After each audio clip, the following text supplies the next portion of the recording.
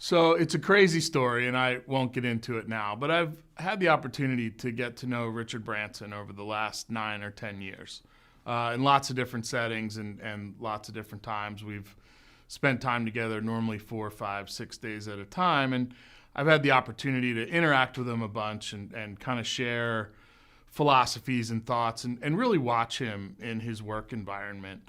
And I get asked all the time, hey, what's the coolest thing that you ever heard from Richard, or what's the best lesson you've ever got from Richard Branson? So I got to interview Richard in Monterey, Mexico, in a arena with about 7,000 people and 25,000 more watching on closed circuit television, and it was just the two of us on stage, and we did an hour kind of interview, conversation style. One of the questions I asked him goes back to some time I spent with him on Necker, and every time I've been around Richard in a business setting, whether it's a brainstorming session or we're interacting, he's interacting with a group in a business way, he always has a journal in his hand and a pen, and anytime someone is talking, he's intently, and I mean actively listening and taking notes.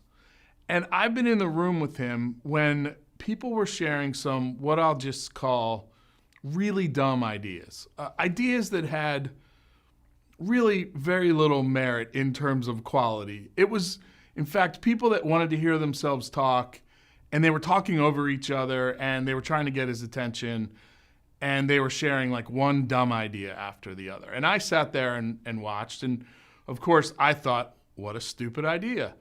And Richard sat there and watched and intently was listening and writing. And I thought, what the hell could he possibly be writing in that journal listening to this dumb idea? So years go by. I watch him do that literally dozens, if not hundreds of times, furiously writing, listening to people trying to one-up each other with bad ideas. So I get on stage in Mexico and I thought, wow, this is my opportunity. I can finally ask the question, Richard, what could you possibly be writing in those journals while listening to dumb ideas? And I thought he gave an amazing answer. He said, anytime someone is talking about any topic at all, my brain immediately engages with what they're saying, and I start to deconstruct what they're talking about. Do I agree? Do I disagree? Do ideas come from that? Does it spur other thinking? And I don't want to lose those ideas. So I've always got the journal. I've always got the pen.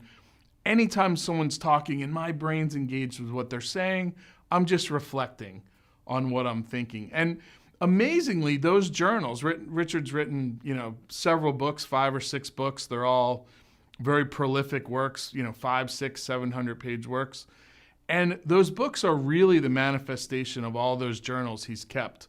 But the lesson in this is anytime someone's talking, whether you agree or disagree, and this could be in a conference room setting, listening to our clients or our clients' employees, it could be attending conferences or events, or it could even be one-on-one. But anytime someone's taking the time to share an idea, no matter how inane or dumb you may think it is, use that time to engage your thought process, engage your brain, and capture those ideas. Why do I agree? Why do I disagree? What's right about this? What's wrong about this? What new idea can I create from this idea that I'm listening to? And the ability to always be journaling, I've watched it for him over the years, is such a powerful part of his persona, and I think it's a habit that we all could adopt.